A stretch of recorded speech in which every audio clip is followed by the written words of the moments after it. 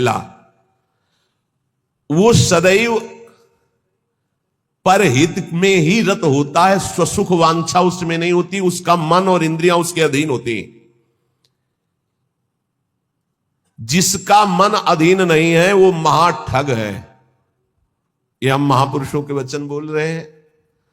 जिसका मन अधीन नहीं है वो महाठग है। दैवी संपत्ति को चुरा करके आसुरी संपत्ति को प्रकट करना इस मन रूपी महाठग का प्रभाव है। जिसका मन अधीन नहीं है वो आसुरी संपत्ति वाला है। नाना प्रकार से सत भजन रूपी धन का अपहरण करवाता है मन काम क्रोध आदि से मिल करके। इसलिए जो भक्त होता है सबसे पहले इस महाठग को अपने अधीन करता है, मन को। उसकी हर बात का अनादर करके, सदगुरु की बात से इस मन को वश में किया जाता है, मन की बात का अनादर करके। और जो मन के अनुसार चलता है वो स्वयं महाठग अपने को ठगा करके ऐसे कार्य करता है जिससे पछताना पड़े। तो भक्त का पहला लक्षण है मन विजयी, स्वसुख वांछा का त्यागी, पहला लक्षण है इसमें जो वर्णन कर रहे हैं। दूसरा है भक्त मृत्यु विजयी होता है। मन विजयी, इंद्रिय विजयी, और दूसरा मृत्यु विजयी। वो हर समय सच्चिदानंद भगवान के चिंतन में इतना निमग्न रहता है कि उसके अंदर से मृत्यु का भय खत्म हो जाता है, मरने का भय खत्म हो जाता है। मन और इंद्रियां अधीन और मृत्यु के भय से मुक्त, भक्त का लक्षण। जिए काल बस ना परे, समुझ जियाए शरण ते डरत ना काल डर, शुद्ध भक्त का लक्षण। तीसरा, सदैव गुरुदेव और भगवान के अनुकूल ही कार्य करने वाला, जिससे गुरुदेव की आज्ञा पालन और भगवान की प्रसन्नता हो, उसके अलावा कोई भी अन्य कार्य उस भक्त के द्वारा नहीं हो सकते। अर्थात तस्मात् शास्त्रम प्रमाणन्ते कार्याकार्यो व्यवस्थितो, उसके आचरण साधुता के अनुकूल, गुरु के अनुकूल, शास्त्र के अनुकूल, भगवान के अनुकूल। श्री कृष्ण अनुकूलेन प्रतिकूलस्य वर्जनम, प्रतिकूलस्य वर्जन, प्रतिकूल को त्याग दिया, विसर्जनम पूर्ण रूप से त्याग दिया। पहला है मन और इंद्रियों को वश में करने वाला।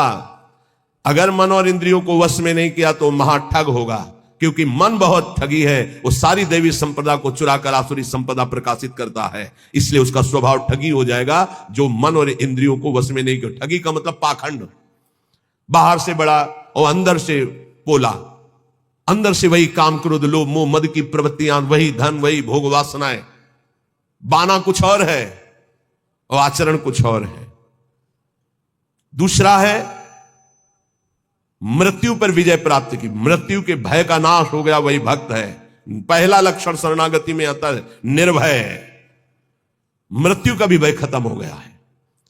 तो जो साधक है वो चल रहा है, लेकिन वो मृत्यु से थोड़ी डरता है, वो तो चल रहा है प्रभु की तरफ। और जो प्रभु का भक्त हो चुका है उसके अंदर मृत्यु का भय कैसे होगा। तीसरा, भूल न दे कुमारक पाऊं, गुरु और इष्ट के प्रतिकूल आचरण बन ही नहीं सकता भक्त के द्वारा। वो सदैव गुरुदेव की आज्ञा और इष्ट देव की प्रसन्नता पर ध्यान रखकर कार्य करता है।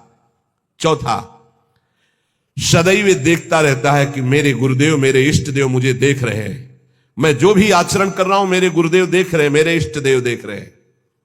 एक शिष्य बनने के लिए दो लोग गए, गुरु ने दोनों को तरबूजे दिए, कहा एक तुम जाओ ऐसी जगह से अमनिया करो जहां कोई देख ना रहा हो, ऐसी जगह जाके काटो जहां कोई देख ना रहा हो।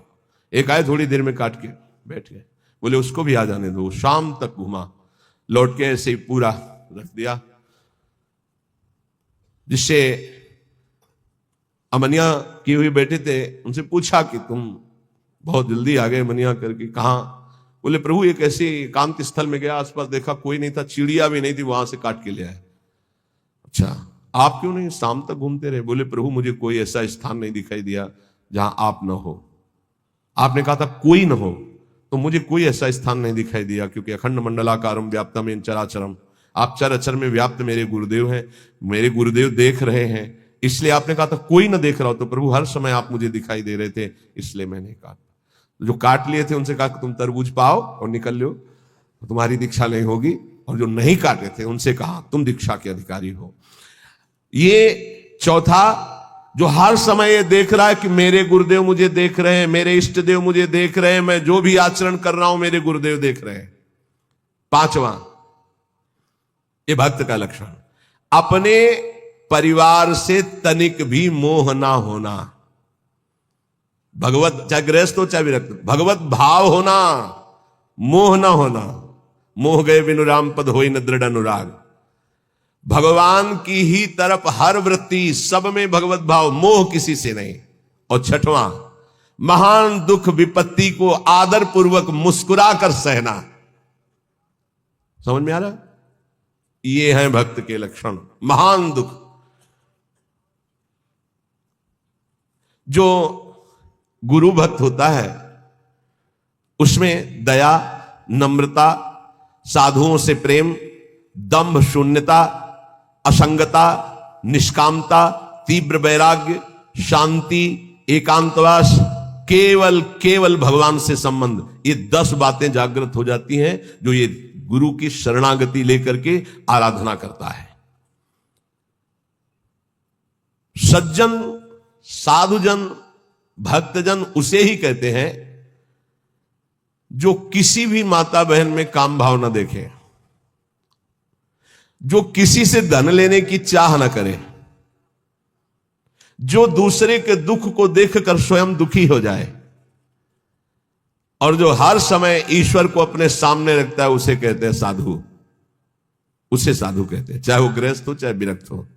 फिर किसी भी स्त्री की तरफ काम भाव न करना, दूसरे के धन लेने की भावना का त्याग करना, दूसरे को दुखी देखकर स्वयं दुखी हो जाना, और हर समय ईश्वर के सानिध्य का अनुभव करना। सर्वत्र भगवान है तो यहां भी भगवान है, सबके भगवान है तो मेरे भी भगवान है, सब समय भगवान है तो इस समय भी भगवान है, सबको देख रहे हैं तो मेरे को भी देख रहे हैं। श्री भगवान का अखंड स्मरण, सब में समता का व्यवहार, संतों में विशेष भाव, नम्रता, और प्राणी मात्र में भगवत भाव, ये स्वाभाविक भक्त के अंदर आने लगते हैं। जो विषयों का संग्रह, भोगों का चिंतन, दूसरे शरीरों का आकर्षण भोग वासना से, और रुपया पैसा की प्रियता, वो महामूर्ख है, वो भगवान का भक्त नहीं हो सकता।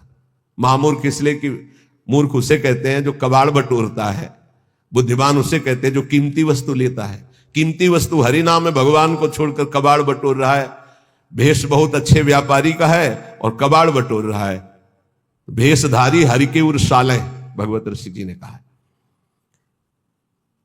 जब तुम्हारे सामने धर्म और भजन की बात आवे तो उसे कल के लिए मत टालिए, तुरंत उसे स्वीकार कीजिए। और जब पाप की बात आवे तो तुरंत कल के लिए टाल दीजिए, उसको लंबा टाल दीजिए। शायद अभी बुद्धि ठीक नहीं है, उसको लंबा टाल दीजिए। लेकिन धर्म और भजन और सेवा की बात जब आवे तो उसे कल के लिए मत टालिए। अभी काल करे सो आज कर, आज करे सो आप पल के में परले होएगी, बहुर करेगो कब।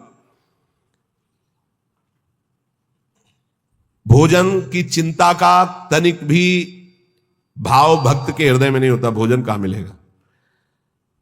दूसरा, अर्थ की व्यवस्था से जीवन यापन करने का स्वभाव भक्त का नहीं होता। तीसरा, भयानक रोग आने पर मस्ती में कोई फर्क ना पड़े। चौथा, कोई भी संग ना दे तो भी असंग भाव में नित्य मगन रहे। ये भक्तों के लक्षण वर्णन हो रहे हैं। भोजन की चिंता का त्याग, धन की व्यवस्था से जीने की भावना का त्याग, भारी रोग की स्थिति में मस्ती में कोई फर्क ना आवे, भक्त का लक्षण। और किसी के भी संग में उसकी कोई रुचि नहीं है, असंगता का उसको सुख है। जब हम नए नए संत वेश में थे तो श्री स्वामी ओंकारानंद सरस्वती जी महाराज नजफगढ़, बहुत बड़े महापुरुष थे, उनके दर्शन करने गए तो उन्होंने कहा, अच्छा बेटा संत बन गए हो। पहले से वो कृपा करके घर जाया करते थे, बहुत से संत भगवान जाते थे। तो बहुत अच्छा, बहुत अच्छा। देखो बेटा, संतों का जीवन, आज उसे लिखा पाया है, हाँ वहां तो उसने समझाया था तो समझ गए। जो संतों में लक्षण तो वो श्वान के 10 लक्षण महान संतों में पाए जाते हैं, ये लिखी है इसमें बात। और वो बात हमको बचपन में बताई थी, इसीलिए जो आप लोग सुनते हैं सब संतों की जूठन है, महापुरुषों के अनुभव है, जो छाती का अनुभव सब मिलाकर तभी आपको जो कुछ भी वो तभी अनुभव में आता है। उन्होंने उनके श्रीमुख से, जो ये तो अभी तो बताएंगे, उनके श्रीमुख से कि बेटा, बोले पहला लक्षण, एक बार मैं भिक्षा मांगने गया तो जिसके दरवाजे पे गया तो उसने कहा रुको, रुक गए। क्यों रुके? चल भाग यहां से। मैं चल दिया। स्वामी जी रुको रुको रुको, आ जाओ। फिर गए। बोले 7 बार बेटा उसने दबकाया, 7 बार भगाया, 7 बार मैं वापस गया, 8वीं बार उसने भिक्षा दी। ठीक बोले, कुत्ते का ऐसा ही स्वभाव होता है, ऐसे करके रोटी डालो, डंडा मारो, फिर चल, फिर पुचकारो, फिर आ जाएगा। उसको माना अपमान का किंचित मात्र ध्यान नहीं रहता। ऐसे ही महान संतों का स्वभाव होता है। एक स्वभाव कि आप ऐसे करो, फिर तो एक बार देखेगा, फिर लौट के आएगा, फिर आप डंडा हुआ, फिर दबका दो, फिर वो जय बार करोगे तय बार वापस। उसे माना अपमान का बोध नहीं होता। श्वान के ये 10 लक्षण महान संतों में पाए जाते हैं। वो अपनी भूख मिटाने के लिए माना अपमान का ध्यान नहीं करता भिक्षान्न के द्वारा। इसमें केवल इतना संकेत विस्तृत से उन्होंने बताया था। दूसरा, बोले बेटा, जब बंदर सर्प को पकड़ लेता है, वो तुमने देखा नहीं होगा, मैंने देखा, ऐसे वो फन पकड़ता है, पेड़ में ऐसे रगड़ता है, फिर कान में लगाता है, अगर वो सूंघ हुआ जरा सा फिर रगड़ता है उसको। बोले उसके मरने पर भी 100 बार रगड़ता है उसको। बोले मैंने देखा। बोले दूसरा लक्षण संत का है कि वो अपने मन को ऐसे रगड़े जैसे बंदर सांप को रगड़ के मारता, मारने के बाद भी 100 बार रगड़ता है। मरे हुए मन में ही भगवदानंद की उत्पत्ति होती है। पुराने संतों के जो वचन है वो बहुत गूढ़ होते हैं, उनका अर्थ पूरे जीवन भर निकलता रहता है।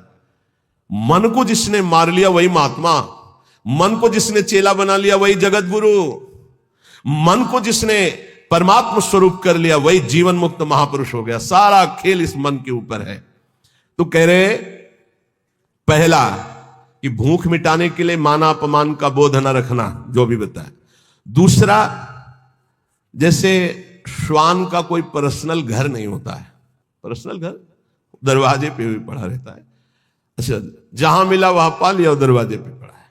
बोले जो भगवदानुरागी विरक्त होते हैं उनका निज ग्रह नहीं होता, वो भगवत ग्रह में वास करते हैं। भगवान जहां वास दे दिए, या भगवान के मंदिर या भगवान के धामों में, या फिर घर के अंदर नहीं वास करेंगे। ध्यान रखना, हमने देखा है कि बहुत से बड़े बड़े महात्मा जन आए, कभी घर में वास करने की बात नहीं। बाहर खपरेला था, उसके नीचे, या स्कूल सामने था वहां, या किसी देवालय में, कभी घर में शयन करने की नहीं। वही जो हमारे महात्माओं की रहनी, उसी को भूला जाता है, इसलिए धोखा खा जाया जाता है। विरक्त होकर गृहस्थों की सैया पर शयन करोगे, अपने आप को संभाल पाओगे, सवाल ही नहीं उठता है। दूसरा बताया कि जैसे श्वान जमीन में शयन करता है, भूमि शयन वलकल वसन, ऐसे महापुरुषों का होता है। जैसे भगवान रखे वैसे जीवन यापन करते हैं, अपनापन कहीं नहीं है प्रभु के सिवा। तीसरा, भक्तों की निद्रा कैसी होती है? श्वान निद्रा तथैव च, बिल्कुल तस्मा शास्त्रम प्रमाणम, श्वान निद्रा एकदम सावधान, ऐसी निद्रा, सदा सजग निद्रा में वो रहता है भक्त, सावधानी से। उसका ऐसा सोना नहीं होता कि कुछ कुंभकर्ण के अंश वाली नींद वाले होते हैं। कुंभकर्ण कैसी जगह है जानते? उसके पेट में बड़े बड़े भाले ऐसे सब, हाथी की चिघाड़ कान में। जब भूख लगी, भोजन की खुशबू गई, तब कुछ असर आया उसको कि, तो ऐसे ही जब 11-12 बजे भूख का, तब भले नींद खुले, नहीं तो ऐसे ऐसे महापुरुष हैं कि निद्रा समाधि स्थिति 10-10 बजे तक सोते हैं। हमें लगता है कि अगर परसेंट जोड़ा जाए तो 80% ऐसे सोते हैं। 20% होंगे पूरे देश में जो जगते होंगे 4 बजे 3 बजे और अपनी साधना भजन में, नहीं तो प्राय ऐसे 2 बजे तक मस्ती की और फिर सो गए, 11 बजे तक सो रहे, और भगवान सूर्य उनकी आयु, श्री, कीर्ति, यश सबका अपहरण कर रहे हैं और उनको पता नहीं। भक्त की निद्रा श्वान निद्रा तथैव च। और इसके बाद कब वो दरवाजे से चला गया पता नहीं चला। ऐसे सच्चे संतों को देखा है अपने, रात्रि में कब वो बिस्तर लेकर के निकल गए पता नहीं चला। प्रायः सुबह जब उनको ओम नमो नारायण करने के लिए गए तो तख्ते खाली मिला है। कभी ये बता के नहीं कि मैं जा रहा हूं, कब भी नहीं। कहां जा रहा हूं, कब भी नहीं। आए, और गए। जब उनको जाना उठे चल दिए, जैसे श्वान कब चला गया, क्योंकि उनका कहीं आसक्ति नहीं, कहीं अपनापन नहीं। पांचवा, केवल अपने इष्ट देव का ही भरोसा रखना, अन्य का कहीं किंचन मात्र आश्रय ना होना। जैसे श्वान भगवदीय भिक्षा से जीवित रहता है, भगवदीश, अब किसी के मन में है डाल दिया, खा ले, नहीं मिला तो पूरा दिन भूखा रह सकता है, रहते। स्वाद बुद्धि का त्याग करके तिरस्कार पूर्वक मिली हुई भिक्षा भगवदानंद को प्रकट करती है। कौन ऐसी भिक्षा पाना चाहेगा? वही जिसको भगवान चाहिए। स्वाद रहित तिरस्कार पूर्वक, कैसे कुत्ते को रोटी दी जाती है, ऐसे फेंक दी जाती है ना, या ऐसे जमीन में डाल दी जाती है। तिरस्कार पूर्वक स्वाद रहित अन्न भगवदानंद की उत्पत्ति करता है और दीनता का प्रकाश करता है। अगर कोई अपमानित करे और बार बार अपमानित करे तो भी उसके हृदय में उसके प्रति द्वेष ना होने पावे, ये श्वान वृत्ति से लिया गया। जब अवगुणी लोग तपस्वियों को, साधुओं को निंदा या अपमान या पिटाई करते हैं तो उनकी ओर पलट कर रोष भरी दृष्टि से कभी ना देखना। बहुत मारा तो रोते हुए चल दिया, बस लौट कर नहीं देखा।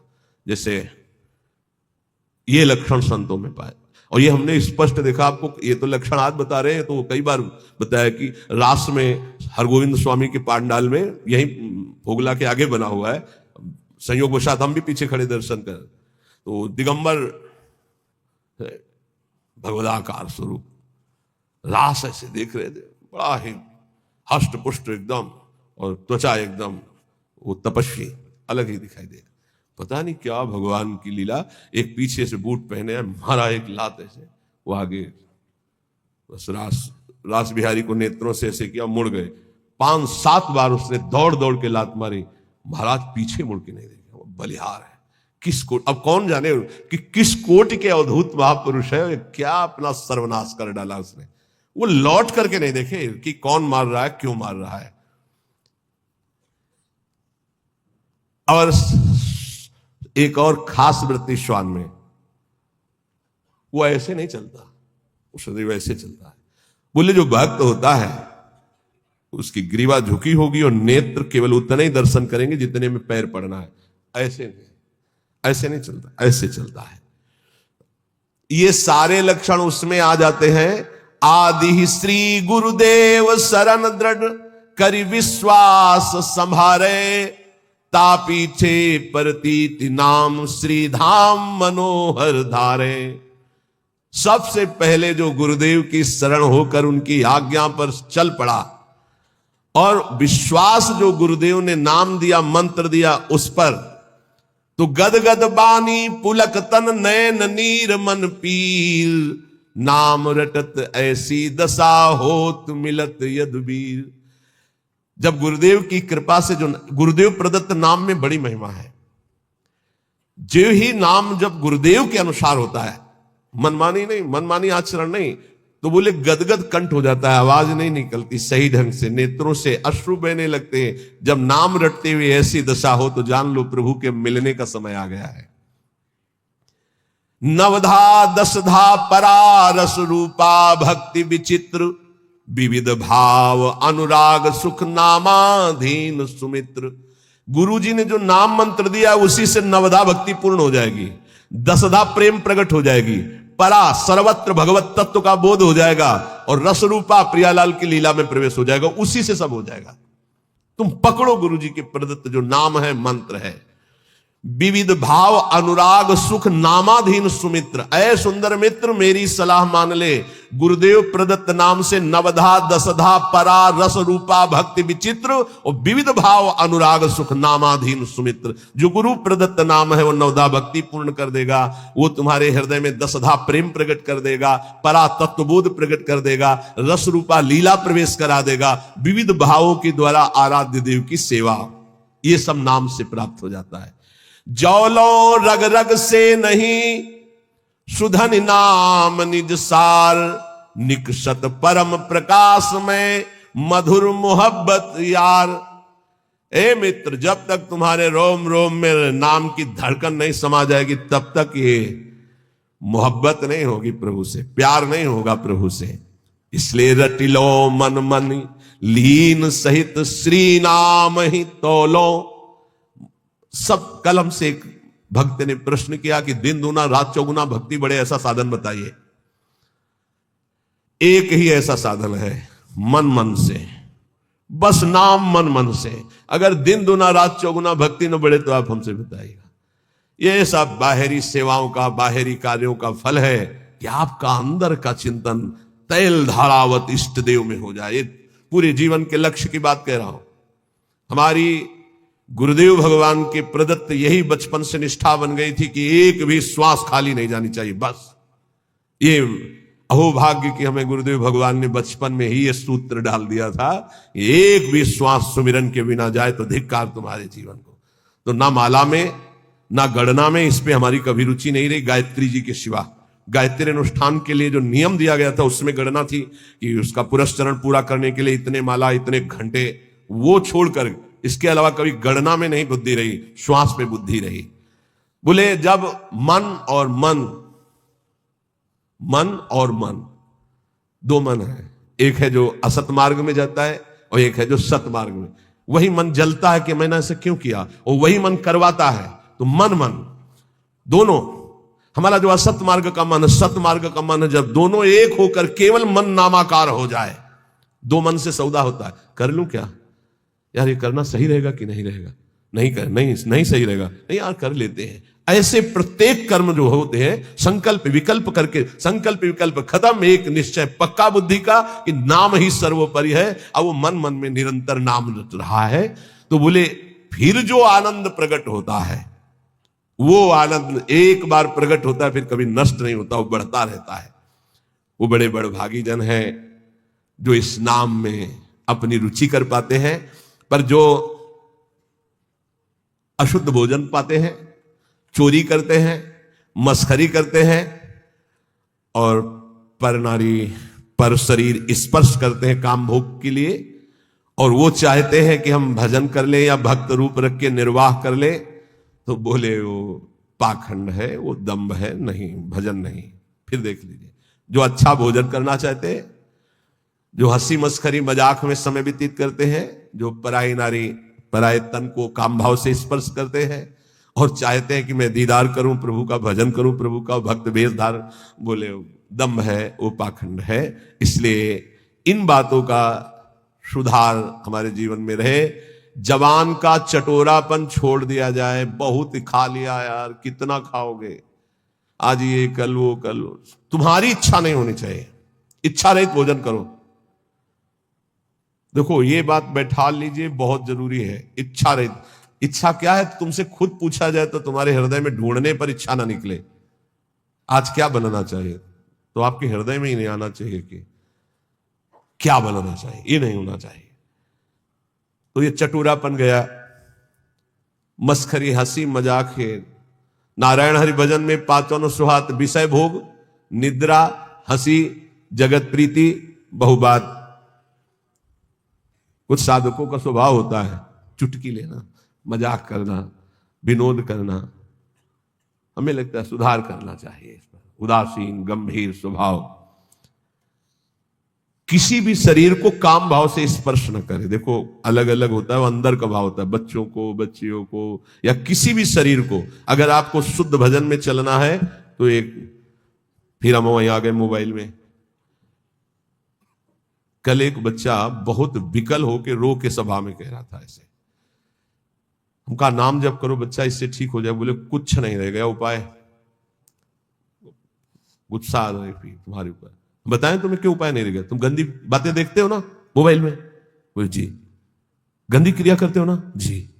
अगर आप, यहां तो शास्त्र में लिखा है स्पर्श मत कीजिए काम भाव से किसी भी शरीर को, चाहे पुरुष पुरुष शरीर हो, चाहे स्त्री शरीर, चाहे बच्चा, किसी को भी। वैसे तो ऐसे क्यों स्पर्श करो किसी को? पर अगर कभी तो किसी को उठाने के लिए, गिराने के लिए क्यों स्पर्श करो काम भाव ऐसे? अगर आप मोबाइल रखते हो तो भैया बचना, बहुत खतरनाक है और बहुत अच्छा है।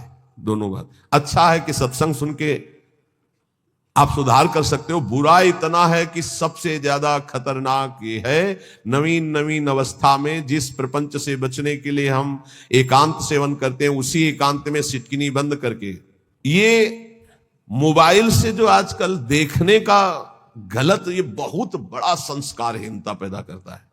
ए भाई, अगर आपको कोई ज्यादा आवश्यक हो तो इतना बड़ा मोबाइल नहीं आता हो 2000 वाला, वो रखो। उसमें वो शीशा नहीं होता वो देखने वाला, जिसमें वो आप चित्र वित्र देख सके। हमें लगता है साधुकों के लिए बढ़िया है।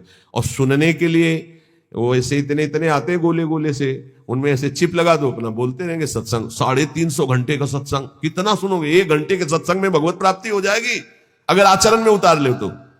उसको रखना जरूरी है। इतने इतने बड़े, अब बच्चे ज्यादा पसंद करते हैं उसको, नौजवान ज्यादा पसंद करते हैं। क्यों?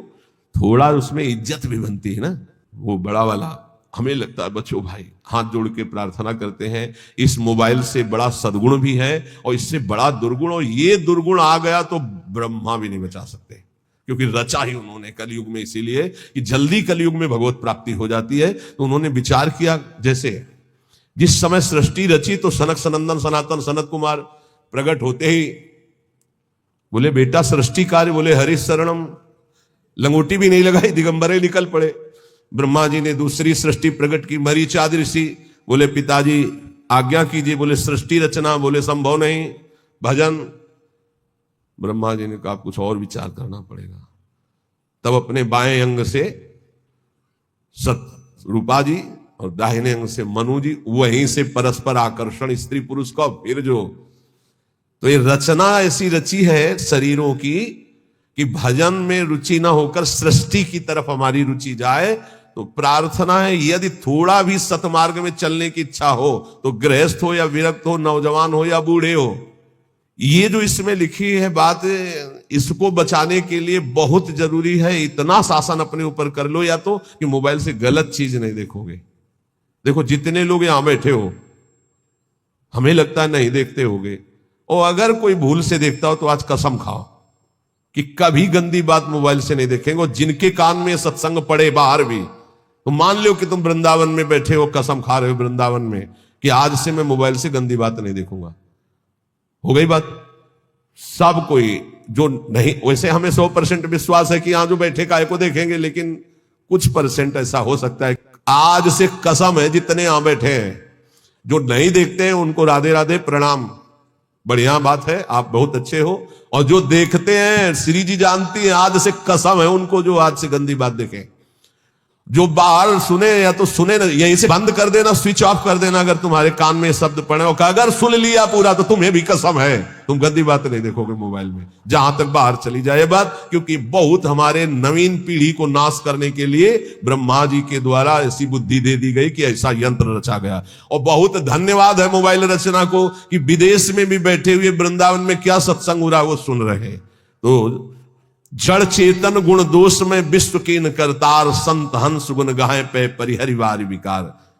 जितना भजन करो भगवान को अर्पित कर दो, भगवान की बैंक में जमा कर दो। बहुत सावधानी से 1-1 मिनट कर्म करो। संसार का सब कार्य करते हुए, अहरनिश नाम जप करते हुए दूसरों के सुख का ख्याल रखो, अपने सुख का ख्याल छोड़ दो। आलस्य प्रमाद ये बहुत बड़े शत्रु हैं मानव जीवन के। किसी काम में आलस्य मत करो, ना करने योग्य कार्य को बहुत लंबा टालो, करने योग्य कार्य को तत्काल करो। जब तक तुम्हारे ऊपर भयानक रोग और दुख नहीं आ जाता तब तक मृत्यु से बचने का उपाय कर लो, नाम जप। अगर दुख आ चुका है तो फिर शरणागत हो जाओ अंदर से, तो भगवान भजन प्रारंभ करवा देंगे। कभी आमदनी की भावना भजन करने वाले में ना आने पावे। कितना आया अमुक प्रोग्राम के बाद, आमदनी की भावना ना आने पावे।